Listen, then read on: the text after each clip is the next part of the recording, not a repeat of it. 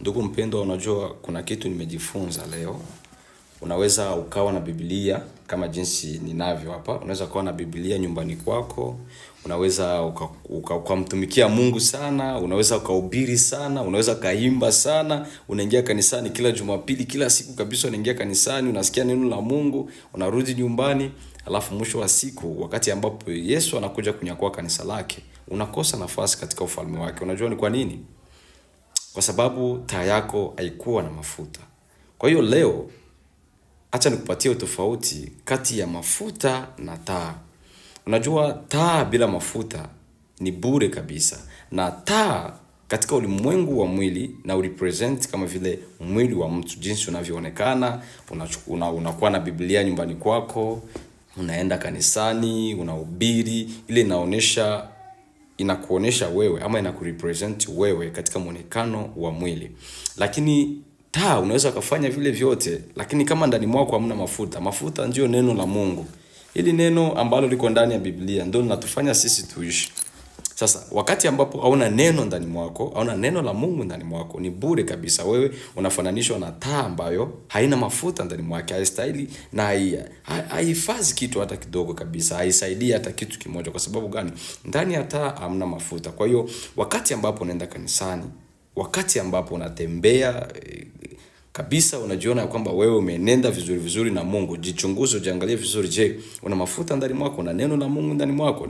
Kwa hiyo kukuwa na Biblia ndani ya nyumba ile isikupatie espoir kusema ya kwamba siku Yesu Kristo atakuja kuchukua kanisa na wewe utanyakuliwa pamoja na kanisa. No, hii Biblia ambayo unaweka ndani ya nyumba yako isikupatie sifa kusema ya kwamba na wewe uko Mkristo kabisa.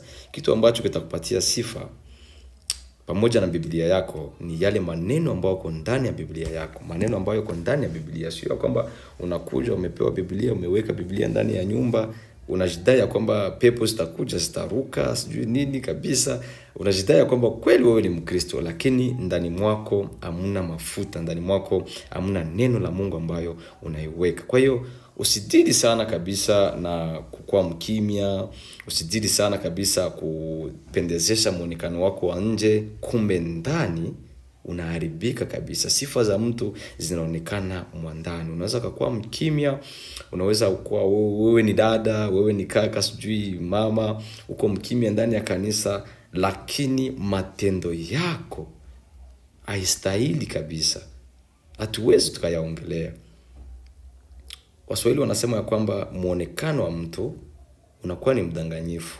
Unaweza kuwa unaimba, unaweza kuwa unahubiri, unaweza kuwa uko mnyenyekevu kabisa, watu wanaona kweli mtu ni ameokoka kabisa, lakini kumbe mambo ambayo anayafanya kindani huko hayapendezi Mungu. Kwa hiyo fanya angalisho ndugu mpendwa, badilisha maisha yako ili siku Yesu Kristo atakapokuja uweze kwenda kunyakulia pamoja naye. Biblia inasema katika kitabu cha Mathayo sura ya 7 mstari wa 21, Biblia inasema kwamba Yesu anasema kwamba si kila mtu aniitaye Bwana Bwana, wote aniambie Bwana Bwana, ndiye atakayeingia katika ufalme wa mbinguni, bali yeye ambaye afanyaye mapenzi ya Baba yangu.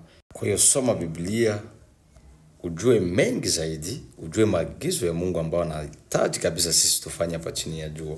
Na kweli utakuwa mtoto mzuri, utakuwa mtoto mzuri mbele ya Baba yako, na atafurahi kabisa. Utaona kila kitu kinafunguliwa ndani ya maisha yako. Hautadanganywa tena, hautagonjwa, hautahangaika, na kila kitu kitakuwa katika mstari. Na Mungu akubariki. Ila usisauliki kabisa kujiunga nami kupitia mitandao zangu.